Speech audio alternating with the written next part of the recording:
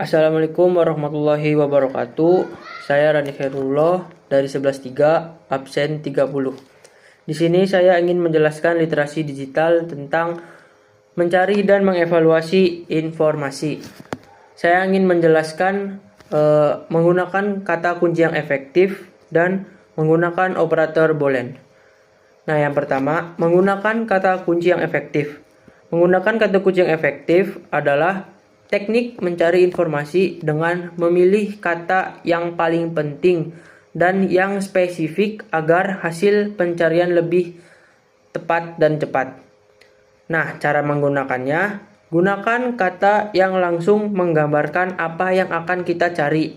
Contoh, daripada kita menggunakan tanda kutip cara belajar, lebih baik kita gunakan tanda kutip cara belajar cepat untuk ujian matematika.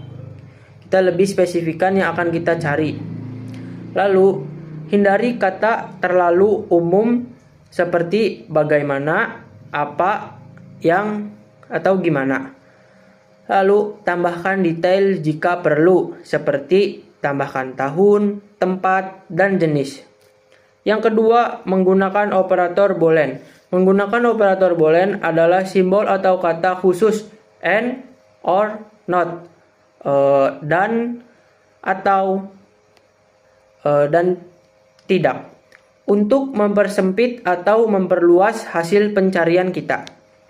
Nah, cara menggunakannya, and menggabungkan dua kata kunci. Contoh, perubahan iklim and polusi. Lalu yang kedua, or, mencari salah satu kata. Contohnya, remaja or anak muda. Lalu, not, mengecualikan kata tertentu. Contohnya, piton, not, ular. Perkenalkan, nama saya Muhammad Fahri Farudin Atmaya dari kelas 11.3 absen 22. Saya berasal dari kelompok Power Ranger. Di sini saya ingin menjelaskan tentang menggunakan tanda kutip dan tanda plus. Pertama ada tanda plus. Tanda plus digunakan untuk memastikan kata yang biasanya diabaikan tetap disertakan dalam pencarian, seperti pada diet sehat plus dan olahraga, dan resep plus nasi goreng. Lalu ada tanda kutip.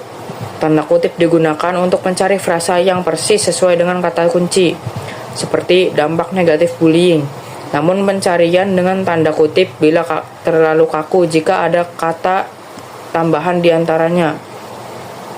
Yang kedua ada sintaksis pencarian efektif. Sintaksis pencarian efektif adalah penggunaan kata kunci spesifik dan operator khusus pada mesin pencari untuk mempersempit hasil, seperti frasa persis untuk frasa tepat, wildcard untuk kata pengganti, site untuk mencari di situs tertentu, file type untuk jenis file, atau or untuk alternatif kata, sehingga mendapatkan informasi lebih relevan dan cepat. Nah, adapun kata kunci spesifik itu seperti gunakan kata kunci yang detail daripada yang umum. Contohnya, teknik pencarian informasi efektif daripada pencarian. Lalu gunakan minimal 3 kata kunci untuk hasil yang lebih terfokus. Sekian dari saya, kurang lebihnya mohon maaf. Wassalamualaikum warahmatullahi wabarakatuh. Kelas 11.3 absen 3 dari kelompok Power Ranger atau kelompok 7. Oke, selanjutnya kita akan melanjutkan materi mencari informasi untuk riset, yaitu yang kelima, menggunakan Google Scholar.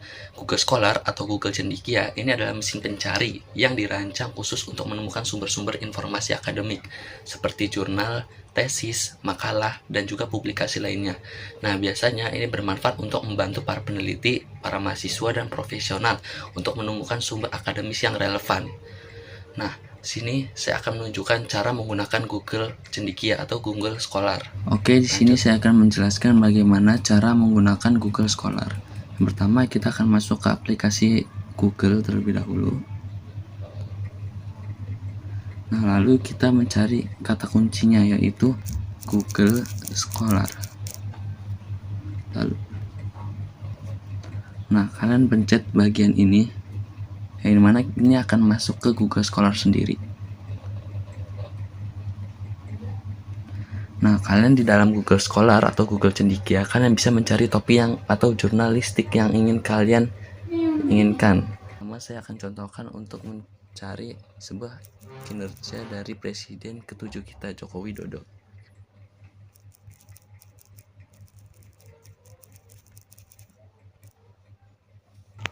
Nah, lalu kalian juga bisa mengatur hari, tanggal, bulan, dan tahun, yaitu pada bagian yang saya lingkari ini. Oke. Bisa dilihat kita bisa menulis artikel ini pada tahun berapa saja. Tahun 2026, tahun 2022 dan sebagiannya. Nah, lalu di sini juga ada tulisan artikel terkait. Nah, artikel-artikel ini adalah artikel yang terkait ke dalam mesin pencarian saya. Nah, lalu ketika saya memencet sebuah tanda panah 2 ini, maka sini ada yang namanya tanda kutip. Nah, tanda kutip ini bertujuan adalah sumber-sumber yang terdapat pada artikel tersebut. Dan ini adalah sumber-sumbernya.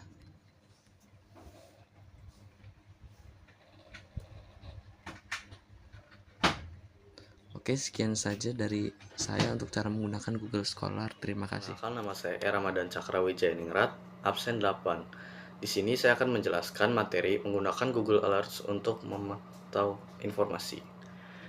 Yang pertama adalah manfaat Google Alerts dalam riset. Memantau topik tertentu secara real time. Google Alerts memungkinkan Anda untuk tetap mendapatkan informasi terbaru secara otomatis tanpa harus melakukan pencarian manual secara terus-menerus. Dengan fitur ini, Anda dapat memperoleh berita, artikel dengan otomatis tanpa harus searching ke Google atau web-web lainnya. Yang kedua adalah menghemat waktu. Dengan adanya notifikasi otomatis, Anda tidak perlu lagi secara aktif mencari informasi terbaru secara manual. Sebagai gantinya, Anda dapat langsung menerima pembaruan yang relevan, sehingga waktu yang biasanya digunakan untuk melakukan pencarian dapat dialihkan ke proses analisis dan interpretasi data dan lainnya. Yang ketiga adalah menemukan artikel dan berita terkini. Google Alerts memungkinkan Anda untuk menerima pembaruan berita, artikel, atau penelitian terbaru yang relevan dengan topik yang Anda ikuti secara otomatis. Untuk cara penggunaan Google Alerts adalah berikut. Untuk mengaktifkan Google Alerts, yang pertama harus kalian lakukan adalah membuka Google, lalu memasukkan alamat berikut.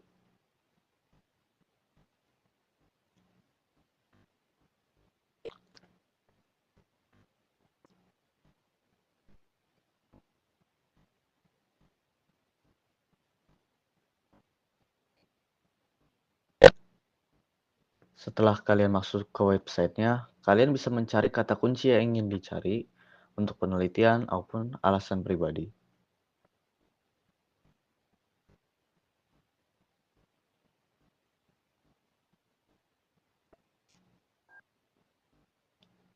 Setelah tertera, kalian dapat mengklik tambahkan opsi, dan di situ kalian dapat menyetel seberapa sering, sumber, bahasa, wilayah, seberapa banyak, dan kirim ke akun kalian. Dari setelan itu, kalian dapat menerima peringatan dari Google Alerts sebanyak 1 kali seminggu ataupun sehari sekali.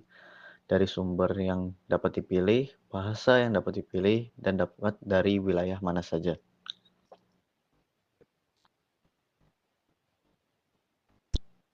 Begitu adalah cara untuk Selanjutnya saya akan membahas menggunakan Google Drive untuk menyimpan dan mengelola dokumen penelitian. Dalam proses penelitian, terutama untuk proyek sekolah, mengelola sumber informasi secara rapi dan sistematis sangat penting. Untuk itu, Anda dapat menggunakan Google Drive sebagai media penyimpanan dan pengelolaan dokumen yang berhubungan dengan proyek atau penelitian Anda. Google Drive adalah layanan penyimpanan berbasis cloud yang memungkinkan pengguna untuk menyimpan, mengorganisasi, dan mengakses file di mana saja dan kapanpun selama Anda memiliki akun yang terhubung ke Google Drive tersebut. Untuk menggunakan Google Drive, berikut adalah caranya. Cara untuk menggunakan Google Drive adalah pertama, pergi ke Google, lalu ketik alamat berikut. Setelah itu, kalian pilih akun yang ingin kalian gunakan.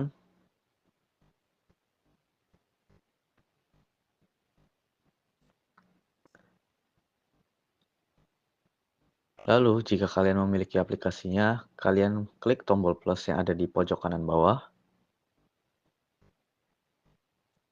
Setelah itu, kalian klik upload.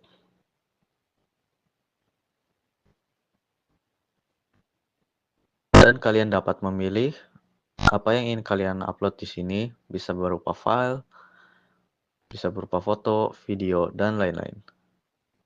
Setelah loading selesai, kalian telah berhasil mengupload ke dalam Google Drive.